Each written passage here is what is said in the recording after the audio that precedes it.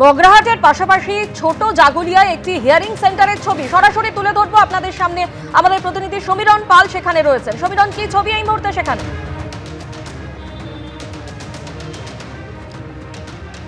দেখো, এই মুহূর্তে যে ঘটনা ঘটছে সেটা হচ্ছে যে আমরা রয়েছি যে বারাসাত 1 নম্বর ব্লক অফিস প্রাঙ্গণে এবং ছোট জাগুলিয়াতে। সেখানে মধ্যমগ্রাম বিধানসভার পশ্চিম খিলকাপুর গ্রাম পঞ্চায়েতের শুনানি পর্ব চলছে। ক্যামেরাম্যান তরুণ তোমাকে ছবিটা দেখাচ্ছে যে দীর্ঘ লাইনে দাঁড়িয়েছেন এবং এই পশ্চিম খিলকাপুরের 43 নম্বর বুথের একজন ভোটার তিনি একটি চাঞ্চল্যকর অভিযোগ করছেন। আপনার অভিযোগটা কি?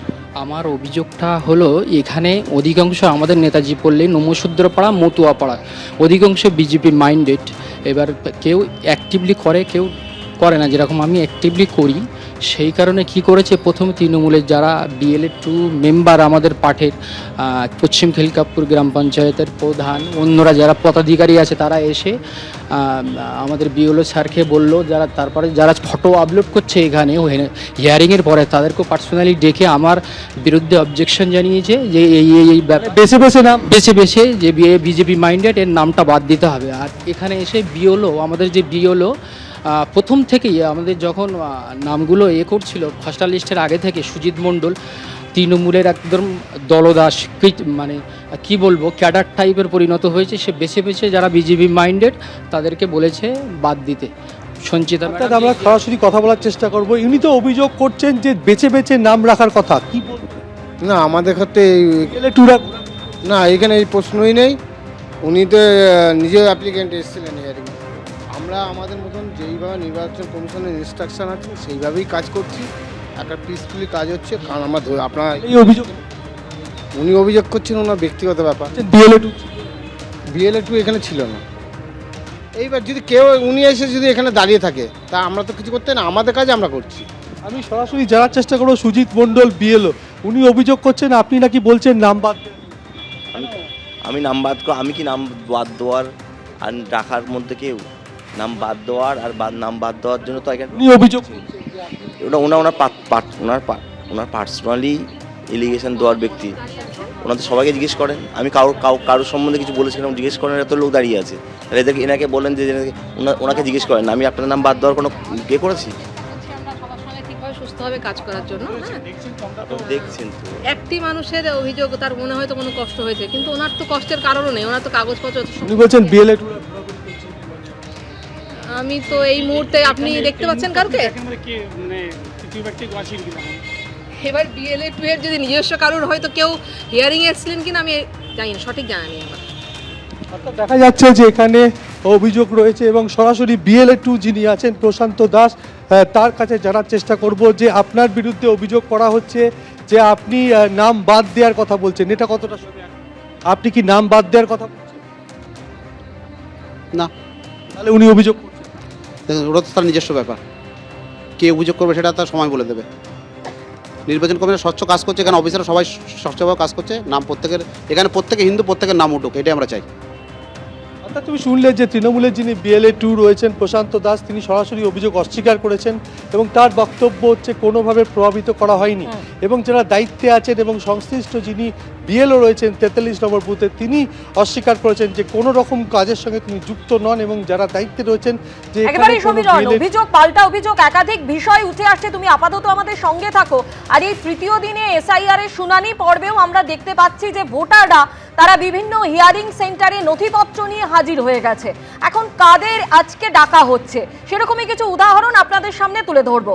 খসড়া তালিকায় বদলে গিয়েছে বাবার নাম বিভ্রাটের কারণেই SIR শুনানিতে তলব, জানালেন জোড়াবাগানের শুনানিতে হাজিরা দিতে আসা এক ভোটার।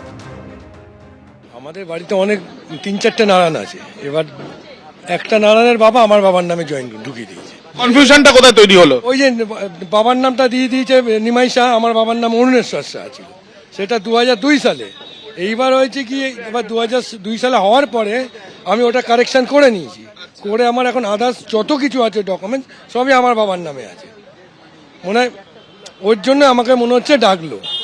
ও মানে আপনাদের যে নামের যে বিভ্রাট হয়েছিল, সেই বিভ্রাট থেকে আপনি যখন পরিবর্তন করেও নিয়েছিলেন, তারপরে যেহেতু 2002 প্যান কার্ড সবই আমার বাবার নাম রয়েছে। 2002 ত্রুটি ছিল বলে সেই জন্য খালি ওই একটাই ত্রুটি, সেটা আমার ফল না, সেটা ইলেকশন কমিশনারদের ফল। সে যদি আমার বাবার নামে নিমাই শাহ অরুণেশ্বর শাহ জায়গায় নিমাই শাহ করে, সেটা তো ফলটা আমাদের না। এই আবার বাড়িতে গেছিল, এরা সব কাজকর্ম পেলে এখন এই লাইনে এদের দাঁড়াতে হবে। এসআইআর এর তৃতীয় দিনে শুনানি পর্ব চলছে, আর তারই মধ্যে দক্ষিণ 24 পরগনার মগরাহাটে উত্তেজনা। শিরাকোল হাই স্কুলের হিয়ারিং সেন্টারে বিক্ষোভ।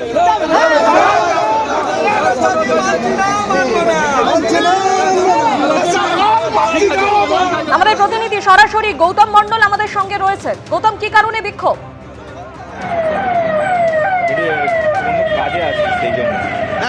একদম দেখো, আজকে মগরাহাট পশ্চিম যে বিধানসভা কেন্দ্র, সেই বিধানসভা কেন্দ্রের শিরাকল ননিবালা হাই স্কুল, আজকে বেলা 11:50 নাগাদ এখানে শুনানি চলছিল। এই শুনানি চলাকালীন সি মরুগান রোল অবজারভার তিনি সেই শুনানি সরজমিনে দেখতে যান। সেই সময় দেখা গেল যে তাকে ঘিরে কার্যত দক্ষিণ 24 পরগনা জেলা পরিষদের যিনি অধ্যক্ষ মুজিবুর রহমান তৃণমূল নেতা, তিনি এবং বেশ প্রচুর মানুষ তার কাছে বেশ কিছু দাবি দেওয়া করতে থাকলেন এবং তাকে কার্যত ঘিরে ধরলেন। তাকে ঘিরে ধরে তাকে যে দাবিগুলো করতে থাকলেন, মূলত সেই দাবিগুলোর মধ্যে রয়েছে যে বিএলএ তৃণমূলের যে বিএলএ টিম রয়েছে তাদেরকে হিয়ারিংয়ে থাকতে দিতে হবে এবং বয়স্ক মানুষ 85 যে সমস্ত মানুষ যাদেরকে হিয়ারিং সেন্টারে আসতে হচ্ছে তাদের তো বাড়িতে গিয়ে হিয়ারিং হওয়ার কথা, কিন্তু কেন তাদেরকে হিয়ারিং সেন্টারে আসতে হবে?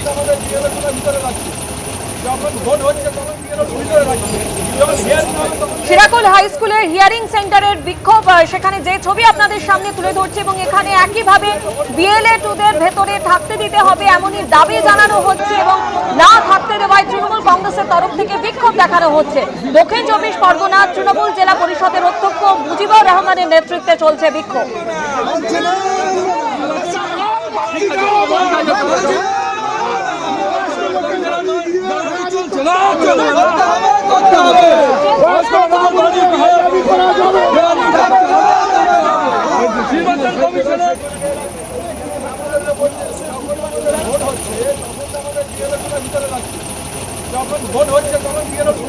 এবিপি আনন্দ, এগিয়ে থাকে, এগিয়ে রাখে।